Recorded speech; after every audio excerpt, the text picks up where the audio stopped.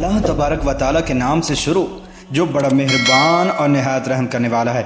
नाज़रीन मोहतरम, अल्लाह तबारक व ताला ने कुरान मजीद में इरशाद फरमाया, और जिना के करीब भी ना जाओ, बेशक वो बड़ी बेहयाई और बुराई का रास्ता है। नाज़रीन मोहतरम, क्या आप जानते हैं कि इस कायनात के अंदर सबसे पहले कौन से बदबख्त शख्स ने जिना की इब्तिदा की थी? प्यारे दोस्तों, आज की इस वीडियो के अंदर हम इसी शख्स के बारे में जानेंगे। लिहाजा आपसे हमारी गुजारिश है कि आप हमारी इस वीडियो को एंड तक मुलाहिजा फरमाइए। प्यारे दोस्तों, जब हज़रत आदम अलैहिस्सलाम और हज़रत हव्वा अलैहिस्सलाम ने अल्लाह तबारक व ताला के हुक्म की नाफरमानी करते हुए शजरे ममनुआ का फल खाया, तो अल्लाह तबारक व ताला ने हज़रत आदम और हज़रत हव्वा अलैहिस्सलाम को ज़मीन पर उतार दिया। और फिर अल्लाह तबारक व ताला के हुक्म से हज़रत आदम और हज़रत हव्वा अलैहिस्सलाम के यहाँ औलाद पैदा हुई। बाद रिवायात के मुताबिक हज़रत हव्वा अलैहिस्सलाम को 20 हमल ठहरे, जिससे 40 बच्चे पैदा हुए, और हर हमल के दौरान एक लड़का और एक लड़की पैदा हुआ करती थी। प्यारे दोस्तों, ये बात याद रखें कि उस वक्त के कवानीन शरीयत हमारी आज की शरीयत के कवानीन से बिल्कुल मुख्तलिफ थे। हज़रत आदम अलैहिस्सलाम के ज़माने के अंदर एक हमल से पैदा होने वाले लड़के की शादी दूसरे हमल की लड़की के साथ कर दी जाती थी, जबकि दूसरे हमल की लड़की की शादी पहले हमल की लड़की से की जाती थी, और एक हमल के बहन भाई आपस में बहन भाई करार पाते थे। प्यारे दोस्तों, फिर इसी दौरान हज़रत आदम अलैहिस्सलाम के यहाँ काबिल और हाबिल पैदा हुए। चुनांचे काबिल की बहन अकलीमा बहुत ज़्यादा खूबसूरत थी, जबकि जो लड़की हज़रत हाबिल अलैहिस्सलाम के साथ पैदा हुई थी वो इतनी खूबसूरत नहीं थी। चुनांचे जब ये बच्चे बढ़कर जवान हुए और उनकी आपस में शादी का वक्त आया, तो काबिल ने हज़रत हाबिल अलैहिस्सलाम की बहन के साथ निकाह करने से इनकार कर दिया और कहने लगा कि ये तो बिल्कुल खूबसूरत नहीं है, मैं अपनी बहन अकलीमा के साथ ही निकाह करूंगा। नाज़रीन मोहतरम, ये मामला इस कदर बढ़ा कि हज़रत आदम अलैहिस्सलाम ने हुक्म दिया कि दोनों भाई अल्लाह तबारक व ताला की बारगाह के अंदर अपनी अपनी कुर्बानी पेश करो। चुनांचे जिसकी कुर्बानी अल्लाह तबारक व ताला की बारगाह के अंदर मकबूल होगी, तो वही शख्स अकरीमा के साथ शादी करेगा। प्यारे दोस्तों, काबिल खेती बाड़ी का काम किया करता था, जबकि हज़रत हाबिल अलैहिस्सलाम बकरियां चराया करते थे, जो कि एक शफकत और मोहब्बत वाला काम है। चुनांचे हज़रत हाबिल अलैहिस्सलाम ने अल्लाह तबारक व ताला की बारगाह के अंदर एक खूबसूरत बकरी का बच्चा पेश किया, जबकि काबिल ने एक रद्दी गट्ठा उठाकर जो कि उसके खेत से निकला था उसने अल्लाह तबारक व ताला की बारगाह के अंदर पेश किया। चुनांचे उस ज़माने के रवाज के मुताबिक आसमान से आग उतरी और उसने हज़रत हाबिल अलैहिस्सलाम की कुर्बानी को निगल लिया, जिस पर काबिल कहने लगा कि ज़रूर मेरे बाप हज़रत आदम अलैहिस्सलाम ने हाबिल के लिए दुआ की, जिसकी वजह से उसकी कुर्बानी कबूल हुई। नाज़रीन मोहतरम, फिर इसी वाक़े के बाद काबिल ने हज़रत हाबिल अलैहिस्सलाम को मारने की धमकी दी।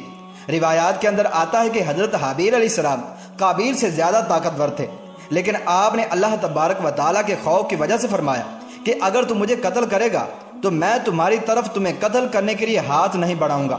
मैं चाहता हूं कि क़यामत के दिन तुम मेरे गुनाह के साथ आए। चुनांचे एक दिन काबिल ने गुस्से में आकर हज़रत हाबिल अलैहिस्सलाम के सर पर पत्थर मारा, जिससे आपकी मौत वाक़ हो गई। चुनांचे हज़रत हाबिल अलैहिस्सलाम को कत्ल करने के बाद काबिल बहुत परेशान हुआ और हज़रत हाबिल अलैहिस्सलाम की लाश को अपने कंधों पर उठाए कई दिन तक मारा मारा फिरता रहा। फिर अल्लाह तबारक व ताला के हुक्म से 2 कव्वे आए और उन दोनों ने काबिल के सामने झगड़ा किया। चुनांचे एक कव्वे ने दूसरे को मार दिया और फिर उसने ज़मीन खुरेद कर दूसरे कव्वे को इसके अंदर डालकर उसके ऊपर मिट्टी डाल दी। चुनांचे काबिल ने जब कव्वे को देखा तो अफसोस करने लगा कि मैं अपने भाई की लाश को भी ना छुपा सका।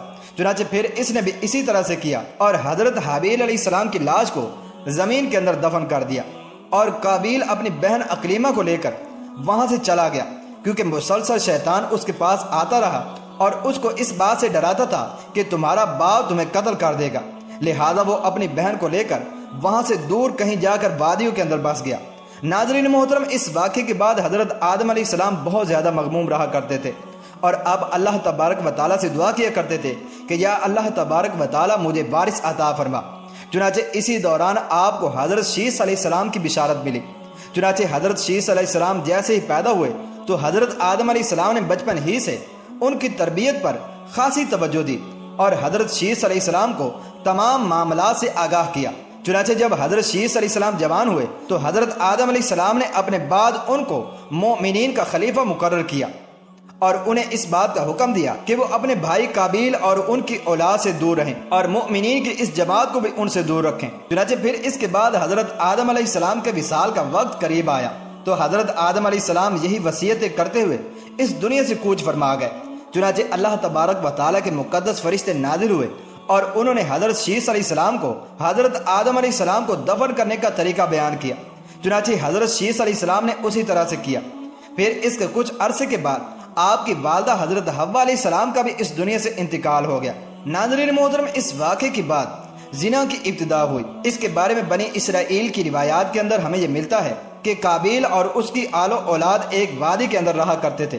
چنانچہ ایک دن شیطان ان کے پاس ایک غلام کی صورت میں آیا اور ایک شخص کے ہاں اجرت پر کام کرنے لگا۔ چنانچہ تھوڑا عرصہ گزرنے کے بعد اچانک وہ غلام عجیب و غریب کام کرنے لگا اور طرح طرح کے اور نئے نئے لباس تیار کرنے لگا اور ان کو مزامیر اور گانے باجے کے آلات بھی بنا کر دکھانے لگا اور ان کو ایسی آوازیں سنائی ان آلات پر جو انہوں نے آج سے پہلے کبھی نہ سنی تھی۔ چنانچہ وہ لوگ جو پہلے ہی حق سے دور تھے وہ اور فسق و فجور کے اندر مبتلا ہو گئے اور انہوں نے اپنا ایک دن عید کا مقرر کیا جس کے اندر ان کی تمام عورتیں برہنہ لباس پہن کر اور زمانہ جاہلیت کی عورتوں کی طرح نیم اڑیاں لباس پہن کر آتی تھیں اور مردوں سے اختلاط کیا کرتی تھیں۔ پیارے دوستو، حضرت شیث علیہ السلام کے ساتھ رہنے والے مومنین دور ہی سے ان گانے باجوں اور مزامیر کی آوازوں کو سنا کرتے تھے۔ چنانچہ ایک دن ان میں سے ایک شخص کے دل کے اندر خیال آیا کہ کیوں نہ میں جا کر دیکھوں کہ آخر یہ کیا معاملہ ہے۔ چنانچہ اس شخص نے چوری چھپے وہاں سے ہجرت کی اور عید کے دن کہ جس دن قابیل اور اس کی آل و اولاد فسق و فجور میں مبتلا ہوتی تھی وہ شخص وہاں پر پہنچا اور اس نے وہاں پر جا کر عورتوں کو دیکھا کہ وہ بہت زیادہ حسین و جمیل تھیں۔ پیارے دوستو، اس حوالے سے روایت کے اندر آتا ہے کہ حضرت شیث علیہ السلام اور ان کے ساتھ جو مومنین کی جماعت تھی ان کے مرد بہت زیادہ حسین و جمیل اور خوبصورت تھے اور ان کے ساتھ جو عورتیں تھیں وہ بظاہر اتنی زیادہ حسین و جمیل نہیں تھی، جبکہ قابیل کی آل و اولاد کے اندر مرد انتہائی بدصورت تھے جبکہ ان کی عورتیں اور لڑکیاں بہت زیادہ حسین و جمیل تھیں۔ چنانچہ وہ نوجوان ان لڑکیوں کے حسن و جمال سے بہت زیادہ متاثر ہوا۔ پھر جب وہ شخص واپس آیا تو اس نے چوری چھپے دیگر مومنین کو بھی اس حوالے سے خبر دی۔